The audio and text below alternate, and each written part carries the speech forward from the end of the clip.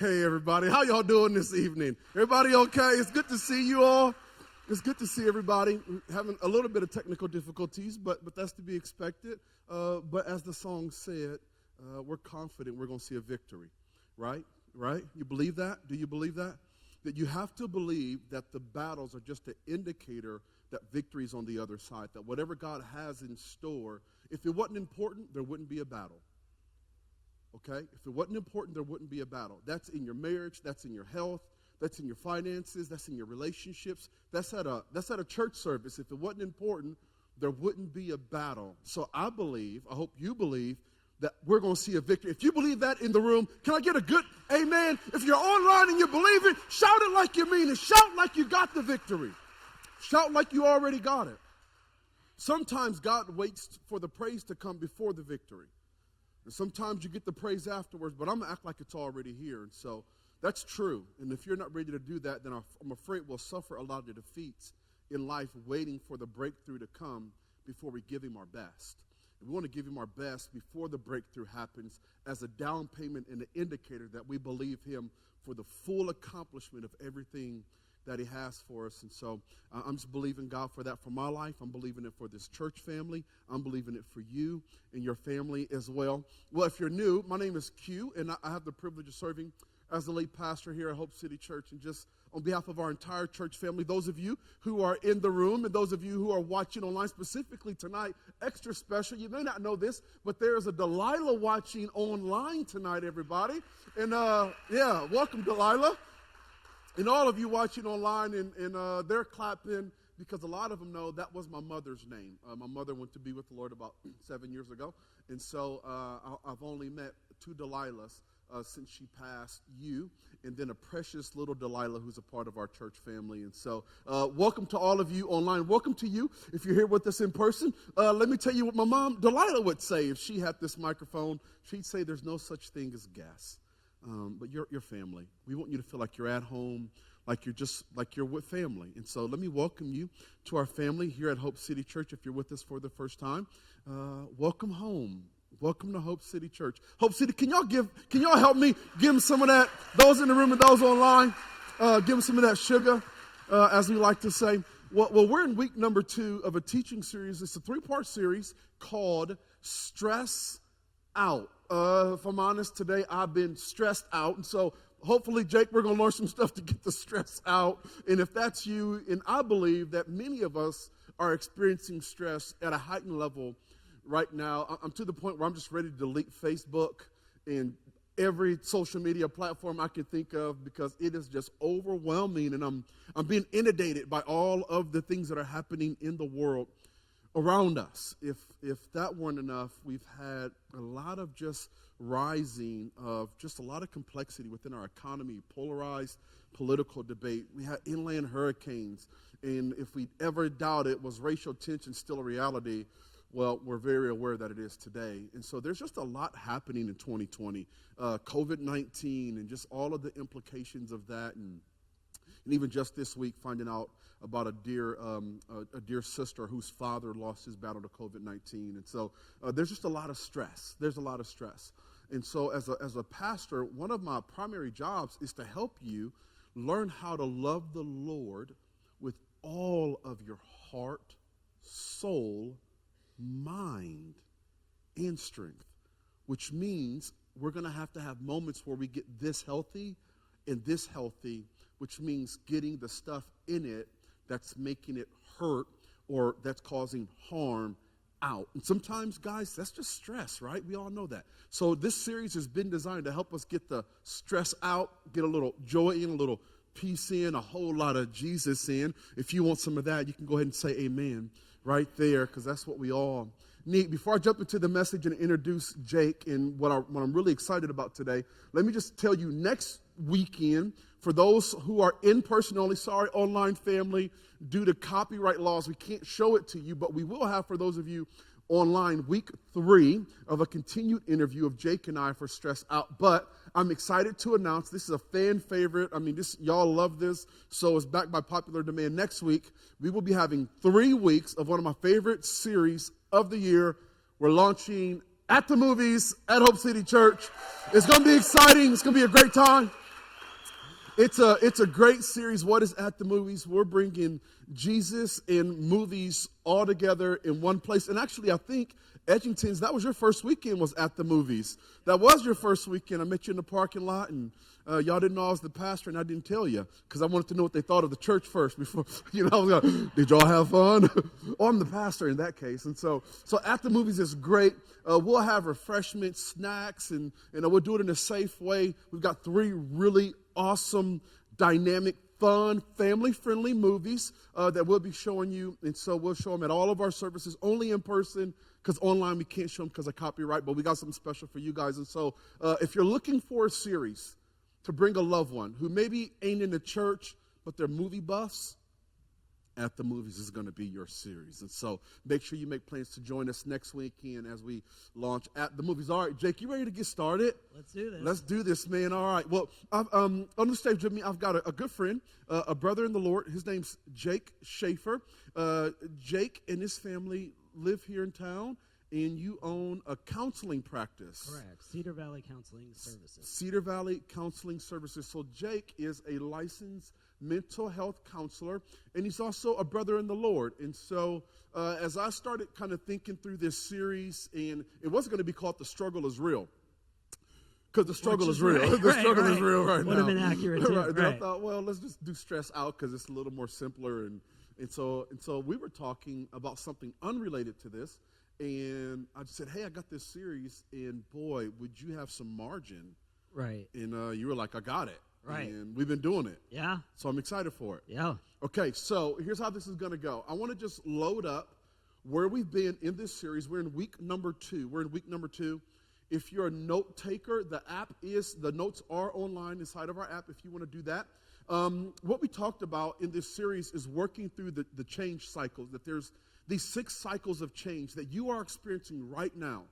I mean, right now in your life, you are walking through one of these cycles of change. It mirrors a little bit if you've had any experience with the different cycles of grief. It's very similar because we've all lost something. This COVID season, no one's gone unscathed. Whether it's relationships that now have tension because of politics, whether it's a change in career focus or finances because your work environment's been upset, whether it's your own mental and emotional health as you're processing what's next, even if it's just low-level frustration that you can't get your burger and fries without a face mask. I mean, we all lost something, you know what I'm saying? So we were all struggling to some degree with dealing with stress. Week 1, we looked at the first 2 kind of steps in the change cycle. When unconsented change happens, it produces stress within us because oftentimes stress is not always, but sometimes connected to a loss of control. Absolutely. I can't control my environment, can't control what's happening. Right. Stress. And that, if we were to kind of plot that out, that's like being stopped at a red light. You have this phrase that I really like. Let me make sure I got you on. Yeah, you're on. You have this phrase that I really like. You said that the kind of first stage of the change cycle, it's kind of like driving through fog. Right. And I thought that was a perfect picture. Right. And that's 2020, right? Like we all the whole year. We knew we had life down. I mean, people were struggling, everybody struggles, but we thought we knew where we were going, what we could do, and then the fog set in, and we can't see. We don't know what's happened. We don't know when it's going to go away. Anybody feel like you're driving through fog in 2020, relationally, health-wise? I mean, we're afraid to breathe. Just let that sit in. We're afraid to do the most basic essential of life, which is to take in air for fear that it is contaminated and could end our lives or the lives of those that we love. Or we're just frustrated that we can't breathe for a lot of reasons. So that's real. Right. Absolutely 100%. And it's real emotionally, mentally, and physically. It holds weight to it. So what we want to do today, we looked at that last week, if you or 2 weeks ago. So if you didn't get to watch that message, you can go back there. I won't spend a lot of time backtracking, but what I will do is say this week we want to kind of help people get into the yellow. If you can think of kind of a stop, red, yellow, green, like what can we do to get into the yellow? Because here's the thing we discovered. is that high stress situation, high intensity situation are the back part of our brain, the reptilian part of our brain. Yep, you got Sounding it. all smart. I'm sounding all smart and pretty. Right. Y'all see that? He told me that before we came, and so he let me say it, so I feel special. The most basic part of our brain, the way God's wired us, is to either fight, flight, or freeze. Correct. And we said this a couple weeks ago, that some of us, we're frozen. And here's what it looks like. TV channel to TV channel. Frozen. Looking for more reliable information so you can get unstuck, and it's not coming. Because you don't know who to believe, the guys on CNN or the guys on Fox. Who can I trust? And then some of us are in that fight framework where we're fighting with each other, and we don't even know why. Like, I don't even know why I'm grumpy with my wife. I just am. By the way, Angela, if you're watching, honey, I love you, and I'm sorry. I love you a lot, and I'm sorry. And then some of us are in flight, and we're running toward whatever we can find to ease the pain. Right. Get me out of this. Right. Get me out of this. So if we're going to say, if the next stage is yellow, that doesn't mean the same thing for all of us. Some of us see a yellow light and we stop. Some of us, it means go faster. I'm like, yellow, a little bit, and then some of us kind of get stuck halfway between. We're like, what do I do? And cars are honking, so that's where we're trying to get them. Right. Get them moving. Yeah, let's get moving. Let's get moving. Out of the stuck, into the movement. Okay, so let me do this. Let me load up a few thoughts, and I'll kind of kick it over to you for some big ideas and ask some questions. And I'm really wanting to lean in with Jake's his professional training as well as his faith foundation, because I'm afraid that in the church, conversations around mental and emotional health have become extremely taboo. Whether you know it or not, your pastor sees a counselor on a regular basis. No, I'm not today, but I have, and I will go back if I feel like I need to. And what we tend to do is think if there's any kind of sickness to the neck down, we like encourage people, go see a doctor. You've got a pretty bad cough. Boy, you don't sound very healthy. You should probably go see a doctor. But when someone's overwhelmed with situational depression, stress, anxiety, it's almost taboo to say, you should have somebody check it out. Like, you're saying things you would normally say. You're acting a little different than what you would normally act. And if we're going to love God with all of our mind, we've got to get healthy. And so that's my commitment as your pastor. If that makes you uncomfortable, that's okay. I'm just not going to bend to your lack of comfort, because there's people who really need health and need help, and that's my commitment to you. You can clap for that, and if you didn't like it, you don't have to clap, but the rest of you can. Okay? So not to be pushy or punchy, but there's too much happening behind the closed doors of your home for us not to act like it's going on. And so let's just get healthy. Let's do it in a safe way, and I want to lean on your expertise to help me do that. And you've got this phrase you use. What is it? God heal. How does it go? All right, and I got to credit my wife with this. She heard this from another counselor. So okay. This isn't just my words, but it clicks so well how I see myself as a professional and as a Christian, is that I help, God heals. I love that. So we're not the ones getting you fixed. We're the ones helping you get your head and heart straight. That's good. And that's my job. I'm not subbing in for anything other than being there to support somebody, to kind of help along the way. Tough times, right? And find their heads and hearts back in the right spot. It reminds me of that verse in James 5:16. James says, confess your sins one to another that you might be healed. Now, I need you to lean in with me. 1 John 1:9 says we confess our sins to God to get forgiven. So we go to God for forgiveness, but we go to one another for healing. Now, there's different levels of what that means. Obviously, there's those who are trained professionals that you can go to who can help you in that healing journey. But I cannot underestimate, I cannot undercommunicate, the value and importance of getting in a group with some people who are on life's journey with you, whether you're in this room or you're watching online. We've got online groups that you can connect to, because life change happens not in the context of a Sunday morning or a Saturday night, but life change, long-lasting life change happens in the context of community. Let me show you how true this is. Most of you who call Hope City home, you can't tell me the 5 points from the last 5 messages that I gave. That's okay, I can't either. Don't feel bad about that. But if I were to ask you, who are 5 people who influenced your life for better or worse, you can rattle them off. Some of it's going to come with tears flowing. Because God uses people to help people find the healing that they're needing. So in this conversation, we're having about helping people get unstuck, moving into the yellow. In the change cycle specifically, we're trying to help people move from this place of discomfort to motivation, where I'm just kind of uncomfortable right now. I don't really feel settled, to kind of helping us get kind of out the ditch. You know what I'm saying? Kind of put some jumper cables on us and just kind of go, hey, let's get some juice. Let's get moving so we can move from this place of discomfort to motivation and from discovery to perspective. Because here's what I found about COVID. In the beginning, it was difficult. Many of you know this, the least favorite part of my day is sleeping. Like I don't enjoy sleep. I mean, I'm working in my dreams. I'm like going, yeah, 5, we can do that. Now it's probably something wrong. You can probably this week we'll get together to talk about it. We'll talk that one through. Thank you. Get a little free counseling. Y'all know what I'm saying. And so, but it was good for me. Now in the beginning it was discomfort, but then the discomfort gave way to discovery. And I moved from that red zone of just feeling stuck and forced to, you know what? My wife said, hey, what if we really maximize this time, Q? Mm-hmm. And I discovered I don't have to be so busy. And the church isn't going to fall apart if I'm not there 10, 12 hours a day.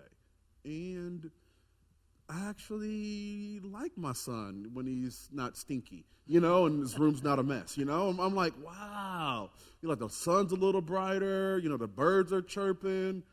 I was enjoying life. Mm-hmm. I was moving into that phase of discovery. Right. So let me ask you this question, because it kind of was a natural progression for me to get there, but it won't be that same natural progression for all of us. Right. So let me load up this question for you. I wrote it down because I didn't want to get it wrong. It took me a while to see how I was struggling, and I'm sure I don't see it all clearly.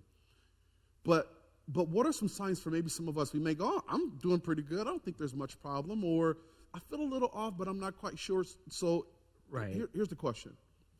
What are some trouble signs that stress is getting the best of us?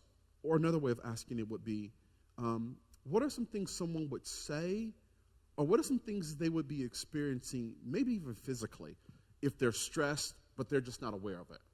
Right. So there's a few of this, and you're absolutely right, Q. It's going to look different for everybody. We're all made uniquely, so we're going to respond. We have the basic body part, and we talked before, the way I reconcile the science with the faith is, for whatever reason, in the good grace of time, God gave us ability to see how he built us a little bit better, so we understand more about his design with the brain and how it works. So we experience that stuff differently. Real quick, dumb brain, smart brain. Wait, there's parts of my brain that are... Yeah, really reactive. All my brain isn't smart brain. All of my brain isn't smart brain. So they call that, like you said, the reptile brain, and that's where our stress filters come out of. And then we process our emotional, all the stuff, the personality makes us right up front. And so... Can I ask you a quick question? Absolutely. Because you said it another way downstairs. You said the front part of the brain is response and the back part of the brain is react. So if I'm just like reacting without thinking... Right.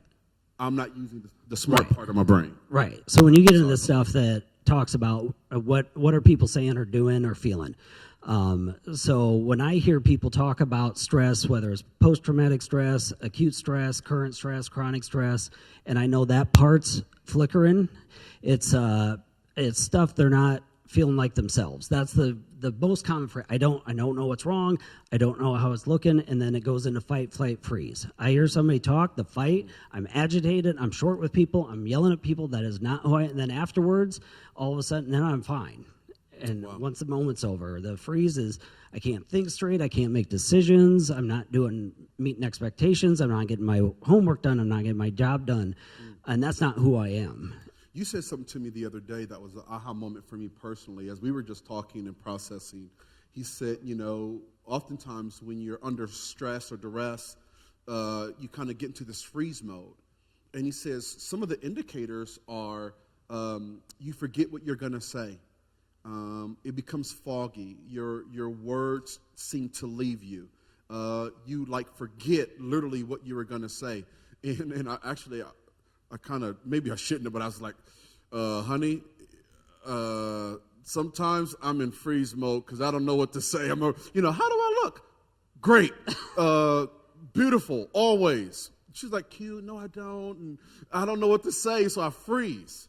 Right. That was insightful for me. Mm-hmm. Because what it's done then, it's allowed me to help me get unstuck. Mm-hmm. So when I find that I've got a loss for words, I knew what I was going to say a moment ago, and I look at someone, and then I become overwhelmed. Mm-hmm. I'm able to do a kind of an internal self-check just because physically I'm realizing that I'm not communicating in the way that I normally would, or I don't have the same amount of courage that I would have had. And it's helping me to kind of internally self-regulate. But I also know that it can show up in your body when you're stressed. Right. If we were stressed, we're not stressed, but let's just say we were. Hypothetically. Right. Nothing's going on. Stress us out. So if we were. How would it show up in our bodies? So this is the biggest thing. It was different for me as a clinician because some of this stuff has come along post when I was in school. So it is physical first. So there's huge chemicals. Adrenaline and cortisol are two big stress chemicals. So that's chemicals. Everybody knows what adrenaline is. I mean, that gets you going. So it can be, when it physically, tightness of chest, racing heartbeat, sweat tight, just feeling real tight.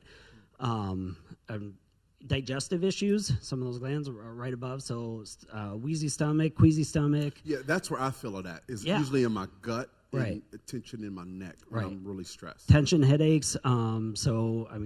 People with migraines who had it under control. I got a lot of clients that say, my migraines just gotten out of control. It's like, well, let's talk about your stress. And there's huge correlations to a lot of physical ailments that are stress related. Did you guys know that? Did you guys know that? I mean, give me some hearts if y'all know. I'm like, wow, God's so smart in how he made us. I actually heard a guy say, your body keeps score. Yes, absolutely. Even when my mind forgets it, my body remembers it. Right. Because we're not compartmentalized. You've been made a complete person. And you just got to know that one part of your life is impacting the other parts of your life. And so you can walk away from the job, get in your car, and still be emotionally carrying the tension that was within the workplace. And if you're not aware of that, then you'll show up at home and about 8 o'clock, you'll turn into a gremlin. You know what I'm saying? That's an 80s reference. Or you'll turn into an ogre, turn into Olaf, and so you just got to Shrek, you just got to watch what's happening because your body's keeping score. Right. It's keeping score. Right. Okay. So let's say I'm kind of aware. I'm not as stressed. It feels like it's kind of starting to dissipate. I think for a lot of us, there's a little bit of a degree. We're starting to feel like we're learning how to navigate COVID. It's still a little tricky because you just, so much is changing so fast and consistently and rapidly. But there is a little bit of a sense where you kind of go, okay, it is here to stay. It's not just, a spring thing. It's not a spring fling. It's not a summer bug. It's going to be here for a little bit. And so the fog is starting to lift. So here's my question for you. Is it true that you will just go from red to yellow automatically? Or is there something we should be doing? Because some of us are just waiting it out. I mean, literally, we're literally right now waiting it out. Is there something we can do in that process? So it's an and. It's not either or. It's not an either or. It's a and. Right. Okay. And so sometimes, again, using that fog analogy, sometimes it just lifts on its own. You wait it out. It'll pass. You're feeling safer, and safety's key. And then you're on your way. So, but if it's staying and you got places to be and you got stuff to get done, you got to figure out how to navigate the fog. And so that's the and. So sometimes it'll lift and your body resets, your mind gets straight. But if it's not, there's really practical things you can do to start getting that movement. So how would I know if it's lifted? Like, how do I know I'm not overwhelmed For me, how do I know when I've moved from being cautious to being controlled by fear? Like, how do I know when the fog's lifted? So the easiest, most practical is that reactive versus responsive. Are you thinking? Are you just snapping? Are you just going? Or can you take a pause, take a breath, and go, okay, I want to slam into the car in front of me for stopping, for not rolling through the yellow. That doesn't just happen to me. But I'm going to pump the brake. I'm going to slow it down. And when you really get to a spot, it's kind of, being able to think through, how do I want my day? How do I want to be? How do I want to go through this? And as, getting connected in faith, getting connected with God in those moments is how, how's God wanting me to get through this? What can I do? How do I get peace? How do I get centered? And when you're feeling more peaceful and centered, it's easy to keep that connection. Can I have you share with them? So we were talking, and I just said, hey, a pastoral ministry is kind of most people don't think of it as a high-stress job, but it is. I mean, it is, to my knowledge, absolutely the only profession where I can counsel a couple about doing their wedding and within the hour be conducting a funeral. Right. And the range of joy and sadness while preparing for Sunday and leading the staff team, it's a high stress situation. It's a high stress job. And everybody's got high stress jobs, and it looks a little different. And we were talking. I said, man, yeah, what brings me relief is like just a hot shower with worship music. Right. And you gave me some insight. So let me ask the question. Yep. I've answered a little bit how it affects me, but here's my question. What are some deliberate things we can do? Like you're stuck. Like you know it. You didn't know it coming in, but you go, that's why I've been having more headaches.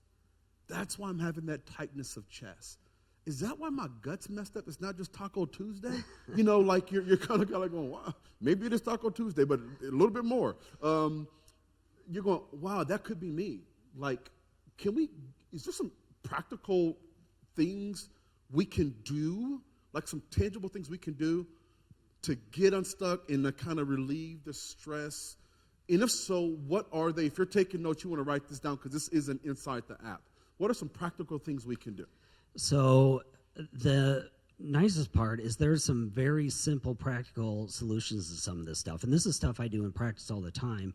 And this work, I've been astounded how well these techniques work for complex, compounded trauma over a lifespan, or somebody, this 2020 is the first major stressful thing they've gone through.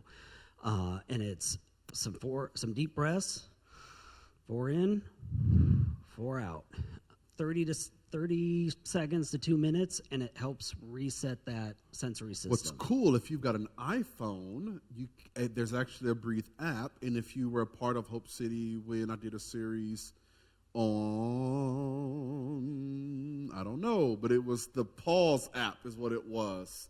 The Pause app. If you download that, the Pause app. It was during 14 days of prayer. The Pause app. It's a big breaths in, big breaths out. Didn't mean to interrupt. I just want to give them a quick resource. So, which is breathing. perfect. Right. The breathing, and part of that where you talk about the hot shower. So sensory grounding is another, and you can Google these things too. I mean, there's good information. I trust you kind of know where to get good, bad. But grounding techniques, sensory grounding, is the other thing that can really, it can pull you back to center. And so sight, smell, taste, touch, I get them all. There might have been another one in there, but anyway, you find something you connect to. What I advise clients is, if you could only keep 2, say play that what if game. What if something happened, you could only keep 2 of your senses, which 2 would you keep? And the first 2 that come to mind, then there's things you can say. You're a taste person. And I had a client carry around a bag of mints. And so when she started getting really worried, and just put it in and let it dissipate, and she focused on the taste. So smell person, so candles. Could this be why some of us do comfort food? Oh, yeah. There's a whole nother level. The dopamine I hit was on trying that. to help y'all. I was trying to give you a way out. You go, it's calming me. The man said I should taste something. Right. Didn't work, sorry. In moderation, right? In moderation, right. Yeah. So, the physical, the touching. So, I mean, just even being able, I do this, and I'm a little less worried about the cameras and lights and y'all in the audience, and I'm coming back to center a little bit there. And that's me. So I'm a touch. Right. So for me, the discovery was, it's the hot water touching my skin. It's the sauna-like conditions. And when I'm really stressed, I'll turn off the lights and I'll play worship music. And I just need the water to hit my skin. And it man, before I know it, and I didn't know that was a thing. I didn't know it was like a smart thing. It was just like, I'm stressed, I'm taking a shower, and I'll come out more relaxed and calmed. Right. And so this is that difference with the intention of navigating the fog. It's like building in your GPS. So we all do some of these things naturally. Yeah. And so just being more intentional, again, getting less reactive and getting more responsive. So we're coming from not in that moment stress reaction. We're getting our hearts and minds right, and where to act and where to go, and who are we, what were we made for, and then taking a breath and coming from that person. That's great. And that's when you're hitting center. It's not going to fix everything. It's not going to change everything, but at least you can feel like you're acting from a place where you're yourself and not the stress. Which is important because a lot of stress is related to not feeling a sense of control. Mm-hmm. We're running out of time. Has this been helpful? Has this helped anybody? Has it been helpful? Let me turn the corner a little bit and pull us kind of back into the biblical narrative where we've been at. And so when we started this series, I said, Lord, you got to help me see where people in the Bible experience traumatic events, and how did they respond? Because I believe you got answers in your word for any life situation that we'll go through. The loss of a loved one, the loss of a job, the loss of a child, the loss of a sense of peace and stability and control in our lives. And I really feel like the Lord led me to the life of the disciples. Right after Jesus dies, the disciples are all overwhelmed. And we looked at that a few weeks ago, and they're hunkered down in the house. They are on stay-at-home orders like you wouldn't believe because they can't control what's happening outside the doors. They've watched their best friend suddenly be snatched away, taken from them, and now they don't know what to do, and they're afraid it could be me next. And Jesus shows up, he enters the room, and he says, hey, I'm going to be here with you. Peace. It's okay. I've got you. See, look, I've overcome. I'm not in the grave anymore. I've risen. I've overcome. And it's that new evidence they received that helped them begin to get unstuck. It's why we're doing this. We're looking for some new evidence. Is it as bad as they say? I hope not. And Jesus says, hey, I've got you. I've got you. Now I got to get you out of this stuck place. And so let me tell you what to do next. He says, hey, come with me. And then that's where we pick up in Matthew chapter 28. See, because here's what I've discovered, is that understanding has this amazing way of changing our perspective. My wife says it this way. She says, you got to do what's right and not what you feel.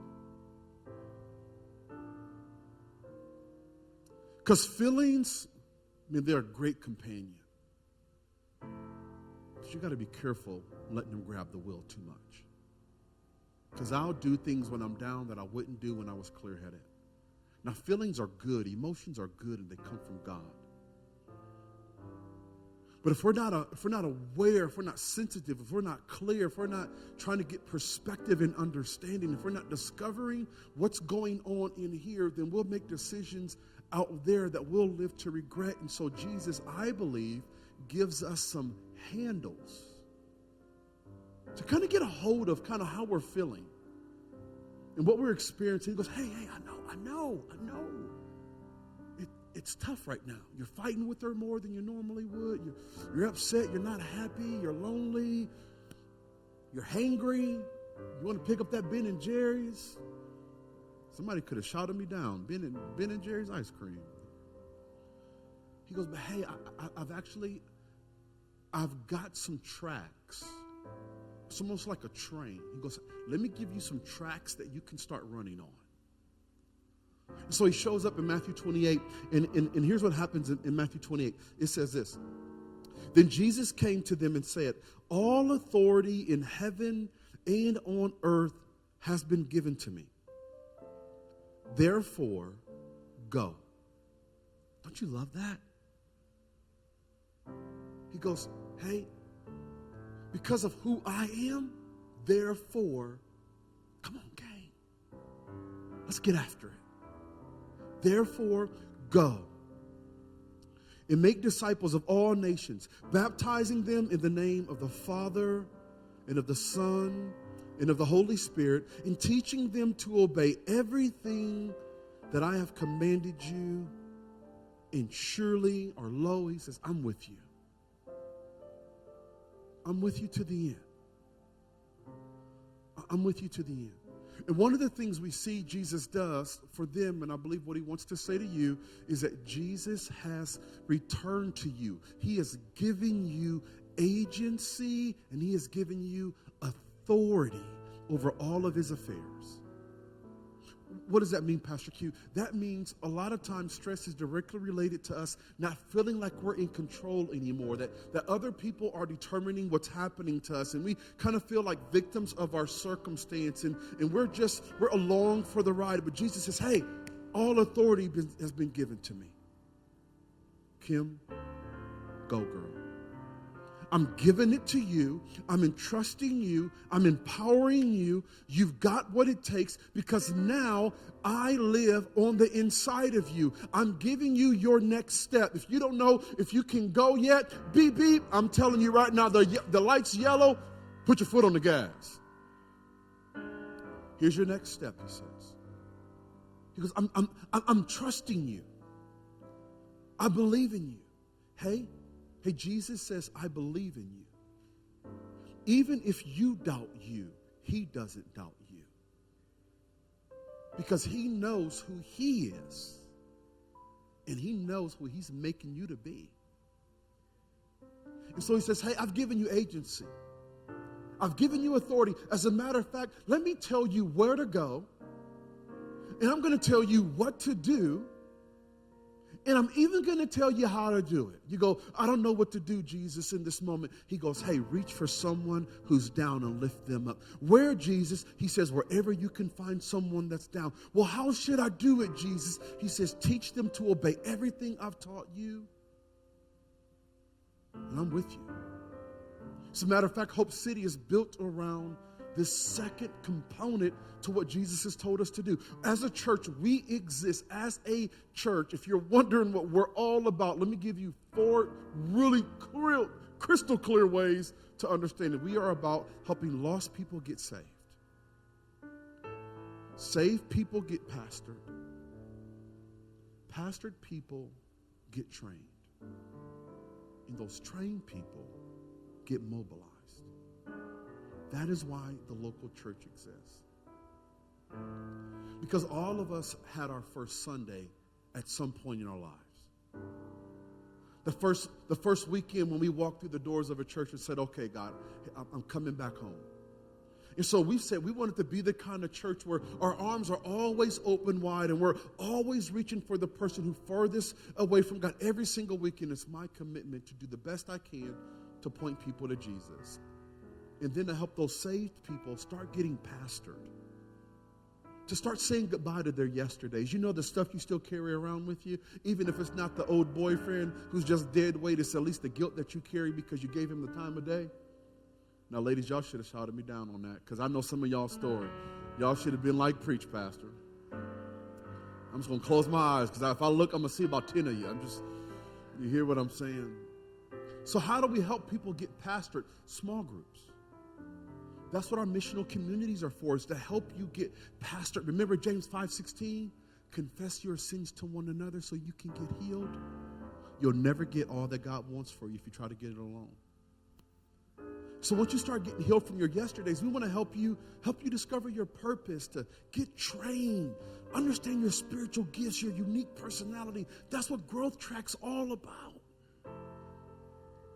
They want you to make a difference because you've been made to make a difference. And that's what we mean when we say we want you mobilized on these grow teams. So here's what Jesus says in the end. Jesus offers his disciples companionship because they're going to need the comfort. And there's going to be times we're going to need the encouragement because the road that lies ahead is rough. I wish I could tell you you're going to leave this room and COVID's going to be over. You're not going to have no more stress. You're not going to be tempted to medicate your pain in unhealthy ways. You're not going to fight with your spouse even though you're not really mad at them. You're just mad that you can't control your situation. I wish I could tell you that everything's going to be okay, but I can't do that. That would be a lie. That wouldn't prepare you for life. But what I can tell you is that Jesus said, I will be with you even to the end. Because no matter what, no matter the storm, no matter the valley, I'll never leave you. And friends, that's the comfort that will keep us moving forward when life wants to stop us dead in our tracks. That's what Jesus offers. Jesus in, stress out. Let's pray. Jesus, thank you that you offer us a peace that surpasses understanding, anything beyond, everything beyond our circumstances that we face. Thank you that you promise to comfort us when we're overwhelmed and to empower us when we feel powerless, to be with us when we feel lonely, and to lead us through the roughest terrain and the thickest of fog. Thank you we don't have to do it alone. You haven't just given us yourself, but you've given us each other. So I pray now, would you help us to rally tight around one another and help each other move toward all that you have for us. Would you establish our hearts in love? I entrust these people to you. They were yours before they walked through these doors, and they will be yours until their last breath. And you're a good leader, therefore we can trust you. We love you. In Jesus' name, amen. Amen.